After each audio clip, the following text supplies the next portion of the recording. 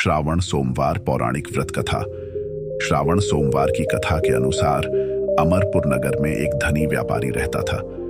दूर दूर तक उसका व्यापार फैला हुआ था। नगर में उस व्यापारी का सभी लोग मान सम्मान करते थे। इतना सब कुछ होने पर भी वह व्यापारी अंतर्मन से बहुत दुखी था, क्योंकि उस व्यापारी का कोई पुत्र नहीं था। दिन रात उसे एक ही चिंता सताती रहती थी, उसकी मृत्यु के बाद उसके इतने बड़े व्यापार और धन संपत्ति को कौन संभालेगा। पुत्र पाने की इच्छा से वह व्यापारी प्रति सोमवार भगवान शिव की व्रत पूजा किया करता था। सायंकाल को व्यापारी शिव मंदिर में जाकर भगवान शिव के सामने घी का दीपक जलाया करता था। उस व्यापारी की भक्ति देखकर एक दिन पार्वती ने भगवान शिव से कहा, हे प्राणनाथ, यह व्यापारी आपका सच्चा भक्त है। कितने दिनों से यह सोमवार का व्रत और पूजा नियमित कर रहा है। भगवान, आप इस व्यापारी की मनोकामना अवश्य पूर्ण करें। भगवान शिव ने मुस्कुराते हुए कहा, हे पार्वती, इस संसार में सबको उसके कर्म के अनुसार फल की प्राप्ति होती है। प्राणी जैसा कर्म करते हैं उन्हें वैसा ही फल प्राप्त होता है। इसके बावजूद पार्वती जी नहीं मानी। उन्होंने आग्रह करते हुए कहा, नहीं प्राणनाथ, आपको इस व्यापारी की इच्छा पूरी करनी ही पड़ेगी। यह आपका अनन्य भक्त है। प्रति सोमवार आपका विधिवत व्रत रखता है और पूजा अर्चना के बाद आपको भोग लगाकर एक समय भोजन ग्रहण करता है। आपको इसे पुत्र प्राप्ति का वरदान देना ही होगा। पार्वती का इतना आग्रह देखकर भगवान शिव ने कहा, तुम्हारे आग्रह पर मैं इस व्यापारी को पुत्र प्राप्ति का वरदान देता हूं, लेकिन इसका पुत्र 16 वर्ष से अधिक जीवित नहीं रहेगा। उसी रात भगवान शिव ने स्वप्न में उस व्यापारी को दर्शन देकर उसे पुत्र प्राप्ति का वरदान दिया और उसके पुत्र के 16 वर्ष तक जीवित रहने की बात भी बताई।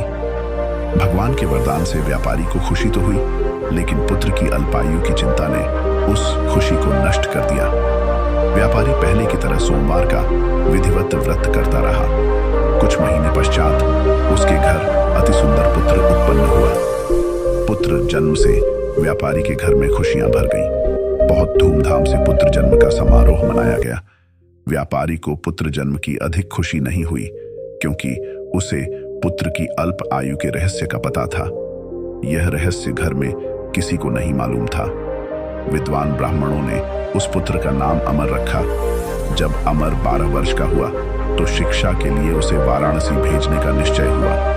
व्यापारी ने अमर के मामा दीपचंद को बुलाया और कहा कि अमर को शिक्षा प्राप्त करने के लिए वाराणसी छोड़ डहच आओ।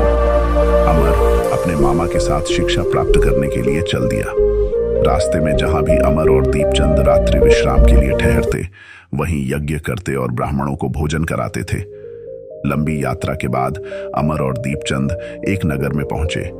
उस नगर के राजा की कन्या के विवाह की खुशी में पूरे नगर को सजाया गया था। निश्चित समय पर बारात आ गई, लेकिन वर का पिता अपने बेटे की एक आंख से काने होने के कारण बहुत चिंतित था। उसे इस बात का भय सता रहा था कि राजा को इस बात का पता चलने पर कहीं वह विवाह से इनकार न कर दे, इससे उसकी बदनामी होगी। वर के पिता ने अमर को देखा तो उसके मस्तिष्क में एक विचार आया। उसने सोचा, क्यों ना इस लड़ी डेचके को दूल्हा बनाकर राजकुमारी से विवाह करा दूं। विवाह के बाद इसको धन देकर विदा कर दूंगा और राजकुमारी को अपने नगर में ले जाऊंगा। वर के पिता ने इसी संबंध में अमर और दीपचंद से बात की। दीपचंद ने धन मिलने के लालच में वर के पिता की बात स्वीकार कर ली। अमर को दूल्हे के वस्त्र पहनाकर राजकुमारी चंद्रिका से विवाह करा दिया गया। राजा ने बहुत सा धन देकर राजकुमारी को विदा किया। अमर जब लौट रहा था तो सच नहीं छिपा सका और उसने राजकुमारी की ओढ़नी पर लिख दिया, राजकुमारी चंद्रिका, तुम्हारा विवाह तो मेरे साथ हुआ था। मैं तो वाराणसी में शिक्षा प्राप्त करने जा रहा हूं। अब तुम्हें जिस नवयुवक की पत्नी बनना पड़ेगा वह काना है। जब राजकुमारी ने अपनी ओढ़नी पर लिखा हुआ पढ़ा तो उसने काने लड़के के साथ जाने से इनकार कर दिया। राजा ने सब बातें जानकर राजकुमारी को महल में रख लिया। उधर अमर अपने मामा दीपचंद के साथ वाराणसी पहुंच गया। अमर ने गुरुकुल में पढ़ना शुरू कर दिया। जब अमर की आयु 16 वर्ष पूरी हुई तो उसने एक यज्ञ किया। यज्ञ की समाप्ति पर ब्राह्मणों को भोजन कराया और खूब अन्न वस्त्र दान किए। रात को अमर अपने शयन कक्ष में सो गया। शिव के वरदान के अनुसार शयनावस्था में ही अमर के प्राण पखेरु उड्डीयच गए। सूर्योदय पर मामा अमर को मृत देखकर रोने पीटने लगा। आसपास के लोग भी एकत्र होकर दुख प्रकट करने लगे। मामा के रोने विलाप करने के स्वर समीप से गुजरते हुए भगवान शिव और माता पार्वती ने भी सुने। पार्वती जी ने भगवान से कहा, प्राणनाथ, मुझसे इसके रोने के स्वर सहन नहीं हो रहे, आप इस व्यक्ति के कष्ट अवश्य दूर करें। भगवान शिव ने पार्वती जी के साथ अदृश्य रूप में समीप जाकर अमर को देखा तो पार्वती जी से बोले, पार्वती, यह तो उसी व्यापारी का पुत्र है। मैंने इसे 16 वर्ष की आयु का वरदान दिया था, इसकी आयु तो पूरी हो गई। पार्वती जी ने फिर भगवान शिव से निवेदन किया, हे प्राणनाथ, आप इस लड्डेचके को जीवित करें, नहीं तो इसके माता पिता पुत्र की मृत्यु के कारण रो रो कर अपने प्राणों का त्याग कर देंगे। इस लड्डेचके का पिता तो आपका परम भक्त है, वर्षों से सोमवार का व्रत करते हुए आपको भोग लगा रहा है। पार्वती के आग्रह करने पर भगवान शिव ने उस लड्डेचके को जीवित होने का वरदान दिया और कुछ ही पल में वह जीवित होकर उठ बैठा। शिक्षा समाप्त करके अमर मामा के साथ अपने नगर की ओर चल दिया। दोनों चलते हुए उसी नगर में पहुंचे जहां अमर का विवाह हुआ था। उस नगर में भी अमर ने यज्ञ का आयोजन किया। समीप से गुजरते हुए नगर के राजा ने यज्ञ का आयोजन देखा। राजा ने अमर को तुरंत पहचान लिया।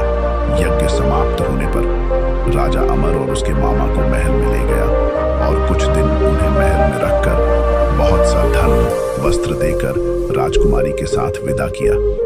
रास्ते में सुरक्षा के लिए राजा ने बहुत से सैनिकों को भी साथ भेजा। दीपचंद ने नगर में पहुंचते ही एक दूत को घर भेजकर अपने आगमन की सूचना भेजी। अपने बेटे अमर के जीवित वापस लौटने की सूचना से व्यापारी बहुत प्रसन्न हुआ। व्यापारी ने अपनी पत्नी के साथ स्वयं को एक कमरे में बंद कर रखा था। भूखे प्यासे रहकर व्यापारी उसकी बेटी की प्रतीक्षा कर रहे थे। उन्होंने प्रतिज्ञा कर रखी थी कि यदि उन्हें अपनी बेटी की मृत्यु का समाचार मिला तो वो अपने प्राण त्याग देंगे। व्यापारी अपनी पत्नी और मित्रों के साथ नगर के द्वार पर पहुंचा। अपने बेटे के विवाह का समाचार सुनकर पुत्रवधू राजकुमारी चंद्रिका को देखकर उसकी खुशी का ठिकाना न रहा। उसी रात भगवान शिव ने व्यापारी के स्वप्न में आकर कहा, हे श्रेष्ठी, मैंने तेरे सोमवार के व्रत करने और व्रत कथा सुनने से प्रसन्न होकर तेरे पुत्र को लंबी आयु प्रदान की है। व्यापारी बहुत प्रसन्न हुआ। सोमवार का व्रत करने से व्यापारी के घर में खुशियां लौट आईं। शास्त्रों में लिखा है कि जो स्त्री पुरुष सोमवार का विधिवत व्रत करते और व्रत कथा सुनते हैं, उनकी सभी इच्छाएं पूरी होती हैं।